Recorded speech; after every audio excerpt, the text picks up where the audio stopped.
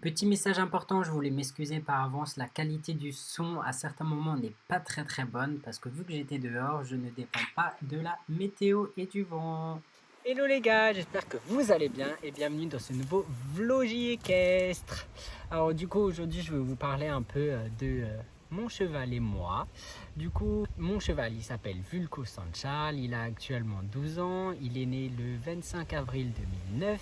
C'est un pur trotteur français que j'ai récupéré il y a bientôt maintenant 5 ans. Que j'ai acheté bien sûr. L'ancienne propriétaire l'avait sauvé de la boucherie et du coup moi je l'ai repris par la suite parce que soi-disant il était trop dangereux pour elle, alors que mon cheval c'est une crème, mais vraiment une crème de chez crème, c'est une assurance vie. Alors avec Vulco au début c'était un peu compliqué parce que vu que c'est un trotteur et l'ancienne propriétaire n'a jamais rien fait à part des balades, il ne savait pas trop galoper, donc on a dû lui apprendre. Avec mon ancien coach on lui a appris du coup à galoper, on lui a appris à ce que c'était des barres au sol, à travailler en fait comme un cheval classique. Il devait travailler comme un cheval classique et on a réussi à faire ça avec mon autre coach, mon ancien coach pardon, et moi-même, et pour l'instant le résultat est plutôt positif. Du coup, après tout ça, il s'en suivit 1 ou 2 ans. Vraiment, on a dû travailler constamment le cheval pour essayer de faire en sorte qu'il soit le meilleur possible et qu'on en ressorte le meilleur possible. Donc, on a commencé à sortir en concours, vu que moi-même, je voulais faire du CSO. Donc, on est sorti en concours. Le premier concours, c'était en prépa 60 et prépa 80. C'était à Bichevillers, au Haras des Bussières. C'était du coup sur Strasbourg en Alsace, qui, je me souviens, c'était pas trop mal passé, qui n'était pas génial, mais pour un premier concours, pour un trotteur, surtout pour lui qui n'avait jamais fait de concours, je trouve que c'était plutôt correct. Du moins, j'en ai un souvenir que c'était plutôt correct. Je vais vous mettre quelques photos par ici. Et du coup, après, on a continué à travailler. J'ai continué à sortir en concours. De plus en plus, du coup, la confiance venait. Le cheval commençait à galoper de plus ou moins correctement, entre guillemets. Il commençait à se mettre en main, il s'arrondissait, il sautait plus ou moins correctement aussi. Tout allait bien. Du coup, on a continué à rester sur cette lancée. On a continué à travailler, on a continué à aller en concours. Donc, on a fait prépa 60, on a fait club 3, on a fait prépa 80, on a fait des clubs de vitesse, club de Grand Prix, on a fait des prépa 90. Puis après, c'était au bout de 3-4 ans que ça commençait à aller de mieux en mieux. On commençait à aller sur les clubs 1, sur les prépa 1 mètre. Tout se passait très bien jusqu'à un jour où malheureusement on a fait une chute un peu à la Vanzeno. C'était dans mon club où j'étais à l'époque. On a fait une chute dans la prépa 1 mètre sur le numéro 3, c'était un vertical. On est venu et en fait je pense que je suis venu un peu trop doucement. Le cheval a voulu sauter sans vraiment sauter, donc il s'est pris toutes les barres dans les pattes, donc il est tombé sur les genoux. Et je pense que c'est quelque chose qui nous a assez traumatisé, surtout le cheval plus qu'à moi, parce que moi j'avais quand même l'envie de continuer d'aller sauter. Bien sûr, après qu'il soit tombé sur les genoux, j'ai vu que ça allait pas, j'ai préféré descendre, abandonner, parce que ça sert à rien de continuer si le cheval n'est pas bien. Au final, le cheval n'a rien eu du tout, mais il y a eu des séquelles au niveau psychologique, parce que du coup c'était un peu compliqué par la suite de nouveau aller sauter, parce qu'il n'avait plus vraiment confiance. Il avait un peu peur entre guillemets des barres, il les franchissait juste pour les franchir, ce qui n'était pas l'objectif. Donc j'ai dû retravailler ça du coup, parce qu'à ce moment-là j'avais plus vraiment de coach. J'ai dû retravailler ça un peu tout seul, ce qui s'est plutôt avéré bien, parce que j'ai réussi à travailler tout ça et c'était plus ou moins cool. J'ai pu apprendre plein de choses, parce que durant toute une année en étant à la Vanzeno, j'ai monté tout seul sans coach, parce que ça n'allait plus là-bas, et j'ai décidé de monter tout seul. Des fois ça allait, des fois ça allait pas. Bien sûr, quand on monte tout seul on n'est pas parfait, je ne suis pas moniteur, j'ai seulement mon galop 5, donc comment dire que quand ça va pas, on essaye de chercher des solutions par soi-même, soit par les réseaux sociaux, par YouTube, par des grands cavaliers. On essaye de faire en sorte de trouver des solutions pour faire en sorte que ça marche, et j'ai réussi à faire en sorte que ça marche, parce que par la suite j'ai réussi à sauter de nouveau plus aisément la hauteur par exemple de club 2, donc 85 cm. Par la suite du coup j'ai remonté avec un moniteur, sauf qu'un jour il s'est avéré qu'on a sauté un peu trop haut pour mon cheval, et il était plus du tout confiant. On a sauté d'abord 80-90, qui s'est très bien passé, puis après on a enchaîné 105-110, sauf que mon cheval n'avait pas du tout apprécié, et je pense à ce moment là n'avait pas encore l'expérience et les moyens pour aller sauter cette hauteur-là. Moi, j'étais focus que oui, mais le cheval, non. Donc, ce jour-là, on s'est fait aussi un peu peur. Le cheval s'est aussi fait un peu peur. Donc, après ça, j'ai dû le reprendre de nouveau. Puis, j'ai changé de club parce que la Van Zeno me plaisait plus. C'était plus un club qui était adéquat pour moi, pour mon évolution. Donc, j'ai décidé de déménager dans une écurie propriétaire à Stadtmatten, qui était franchement génialissime. J'y étais que pendant un an. Et l'année où j'y étais, j'ai trouvé que c'était génial. Les gens étaient super, les propriétaires c'était vraiment des super bonnes personnes. J'ai jamais vu des gens comme ça. Le bien-être du cheval là-bas c'était primordial.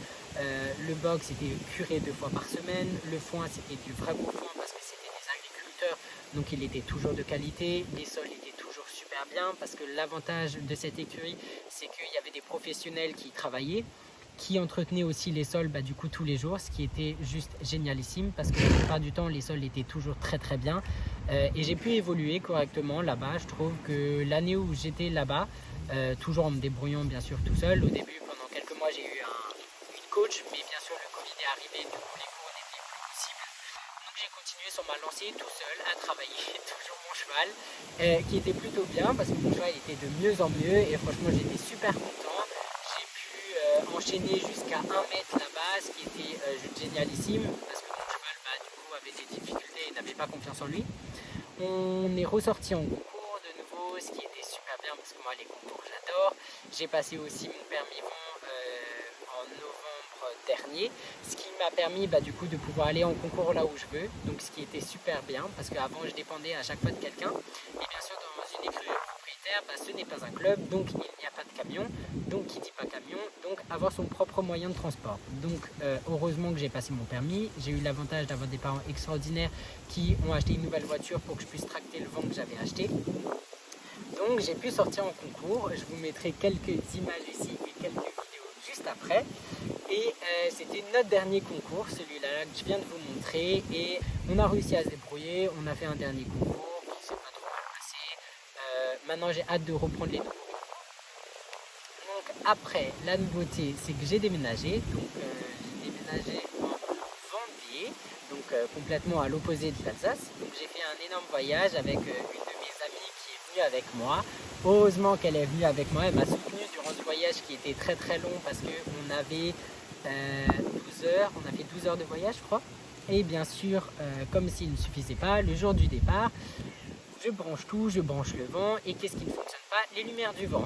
Les lumières du vent ne fonctionnent pas, donc on était là en mode ok, donc partir dans la nuit, ce qui est impossible.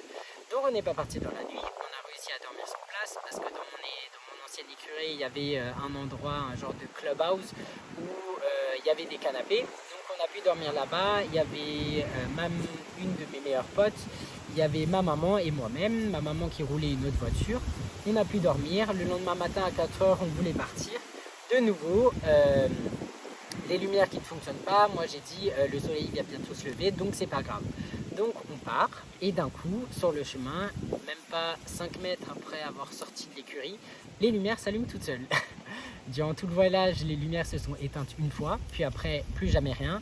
J'étais là et je me suis dit ok, je ne sais pas ce qui se passe.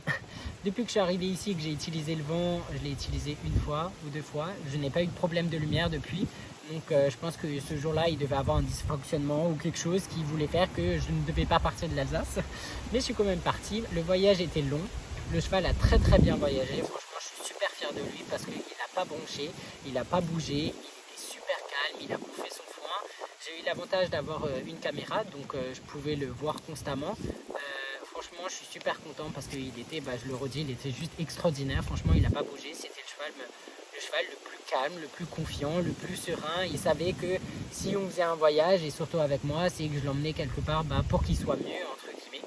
Puis on est arrivé dans ma nouvelle écurie qui est ici, où je vais bientôt vous faire un house tour du coup de l'écurie. Et je suis arrivé dans cette nouvelle écurie en Vendée, qui est une écurie propriétaire, bien sûr, toujours. Je suis resté dans une écurie propriétaire parce que mes études l'année prochaine vont être beaucoup plus corsées et j'aurai beaucoup moins le temps de venir m'occuper de mon cheval. Donc j'ai décidé d'aller dans une écurie propriétaire où un vrai professionnel y travaille. Et à partir de septembre, il travaillera mon cheval du coup durant toute l'année, je pense honnêtement, parce que je pense pas arriver à avoir un mois par-ci par-là, à venir au cheval tous les soirs, ce qui sera impossible. Même si j'ai la chance d'habiter à 5 minutes de mon cheval, je pense qu'au niveau des courses, ça sera pas possible. Donc je me dis que vu que mon cheval est très bien ici, toute la journée il est dans un pré, ce qui est juste génialissime. Il y est de 9h à 19h si je dis pas de bêtises. Il a eau, il a foin, c'est juste génialissime parce qu'il est tout le temps dehors. Donc au niveau même de ses pieds pour ses tendons, c'est génial parce qu'il est tout le temps en mouvement. Donc ça, tout le liquide lymphatique qu'il crée du coup s'accumule moins, ce qui est génial. Que quand il était en boxe, dans un 4x4, c'est pas très très cool pour un cheval. Alors que là du coup il peut être dehors. Mais bien sûr il est en boxe la nuit parce que je ne peux pas le laisser dehors complètement et ils font pas ça ici, je ne crois pas du moins. Donc mon cheval ça travaillait à partir de septembre par un professionnel et moi je viendrai je pense les week-ends parce que j'aimerais continuer à monter à cheval. Je ne veux pas m'arrêter comme ça du jour au lendemain. Je veux pouvoir aussi continuer à sortir en concours parce que les concours be like. Là on travaille doucement avec mon coach tout ce qui est saut parce que mon cheval vu que c'est moi qui le travaillais, j'ai peut-être fait de mauvaises choses, donc on essaye de rattraper toutes ces choses là, mais mon coach n'ayant jamais vu mon cheval, il m'a dit que mon cheval était quand même plutôt bien pour un trotteur.